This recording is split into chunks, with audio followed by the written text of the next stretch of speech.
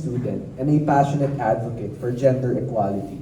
As a member of UP Babaylan and the communications officer of the Philippine Financial and Inter-Industry Pride Association Incorporated, he has also worked tirelessly to champion LGBTQ plus rights and workplace inclusion, raising awareness about diverse gender identities within and beyond the university.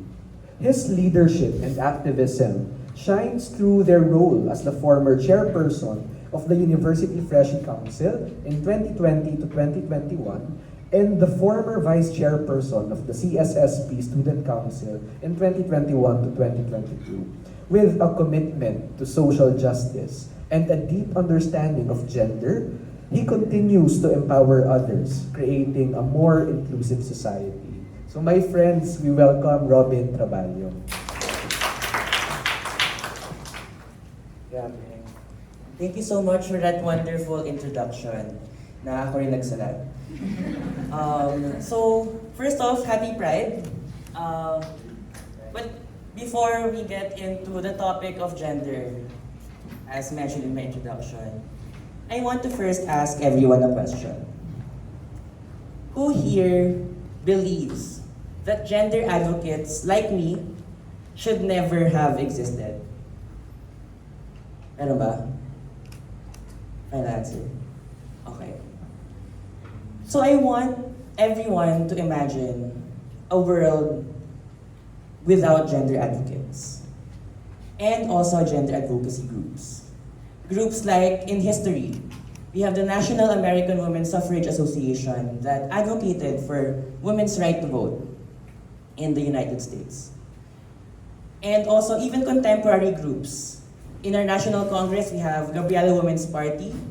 And also, in our university, we have UP Babaylan, a student organization. And even UP offices, like the UP Center for Women and Gender Studies.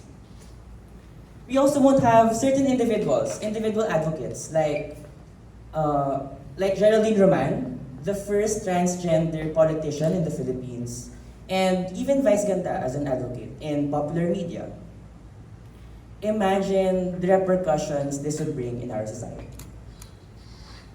First off, as I mentioned a while ago, there were certain groups and advocacy groups that advocated for the women's right to vote. So up until this date, without those groups, women might not even be afforded the right to vote. And comes with that is women's right to run for public office. We wouldn't have the pink movement that Lenny championed in the 2021 national elections. And women might also not have the right to education. Meaning that more than half of the students in this classroom might not even have the chance to sit where you're sitting right now and listen to all of these speeches. And personally, I myself also might not have enough courage to talk in front of everyone here with polished nails, with a butterfly necklace, with a pride shirt, and pink shoes. Talking about such a sensitive, so-called sensitive topic that would have been alienated for so long. And as mentioned in my introduction, I might not even have a job as I work in an LGBT plus NGO. But what do gender advocates really advocate for? What is gender but a social construct? And more specifically, what if gender as a social construct never existed? So first, let's understand gender as a social construct. So taking up psychology, something that I really understood is that people associate ideas or concepts with certain labels. And the same goes with gender. For gender, we have labels like men, women, and even transgender. But ultimately, these labels throughout the years have given birth to associated meanings. Meanings like only men can do that. Or based on your assigned sex at birth, this is who the person you should be. This is the person you can be. And these are the only type of people that you can choose to spend the rest of your life with. Because ultimately, gender throughout the years is a learned behavior. I have a sharing, quite personal sharing, back in high school, I had this best friend, Paul. And let's say Paul wasn't that ordinary type of guy, ordinary, quote unquote. Every time, every summer, we would play mobile games and we'd be on call every time. And malakas kami magsalita, nagkatawanan, nagkakwentuhan. But every time after that call ends, my lola would always approach me. Lapit siya. Sabihin niya, Robin, si Paul ba ganun? And of course, I take it as a joke, but ultimately, it's that reinforced behavior from, of course, tradition. And that even goes the same for my titos and my titas. That in every family gathering, back in high school and back in grade school, that they would always ask me, oh, sino na girlfriend mo? And there's always those assumptions that are even actually reinforced in popular media as well, such as TV shows and movies telling us that students should, that rather men should be powerful, be dominant, but where in fact, that it's not standard across all cultures. Because ultimately, it is a learned behavior. There is cultural variability when it comes to gender. In the West, we have masculinity predominantly defined as having dominance over other people. So women, children, and even other men. But in certain cultures, like inside the Philippines, we have bontok, where women actually are revered as respected individuals because they give life, they bring life to the community. And even in the past, pre-colonial Philippines, we had babaylans. They were either women or men who dressed as women that served as leaders, healers, and warriors in their barangays.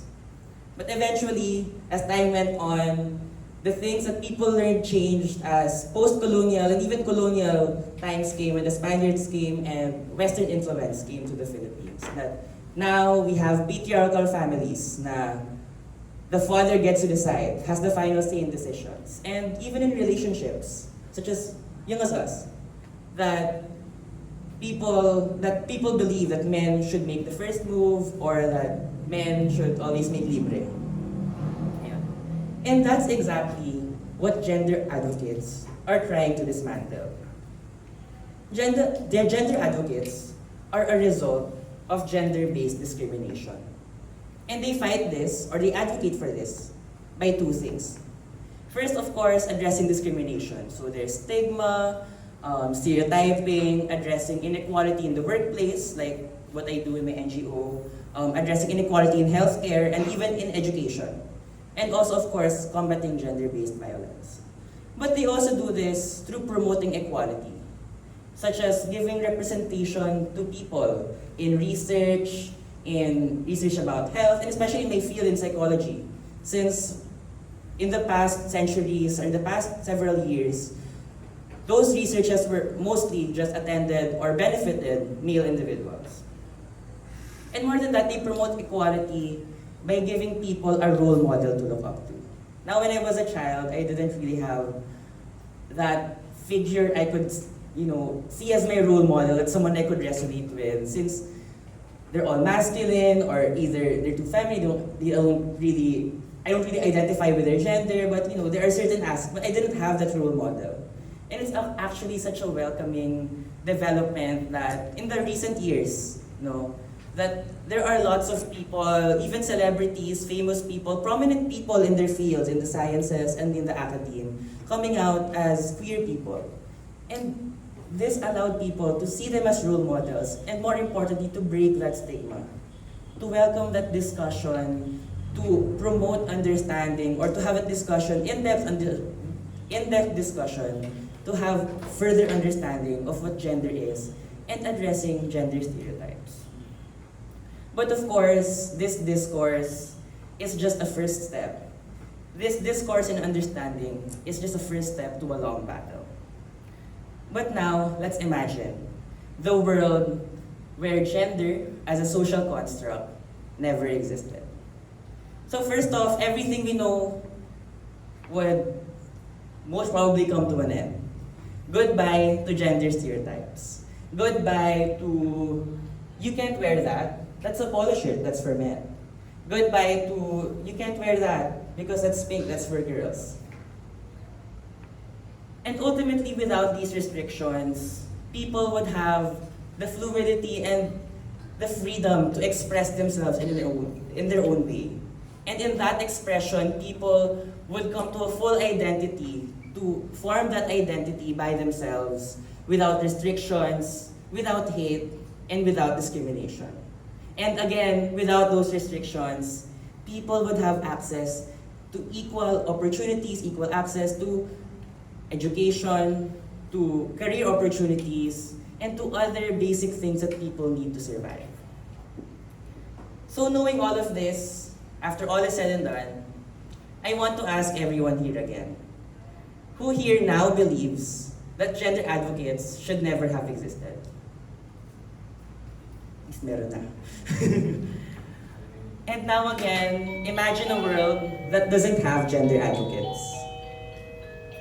Though gender advocates like me fight a good fight, a long and a hard fight, the end goal is for us to realize equality and inclusion inside our society, and for us to render gender advocates obsolete.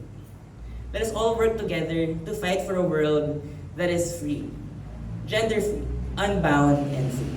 Thank you so much. Happy Pride!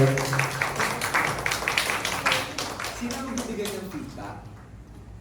Right, pabigay na lang kita. Joshua, okay.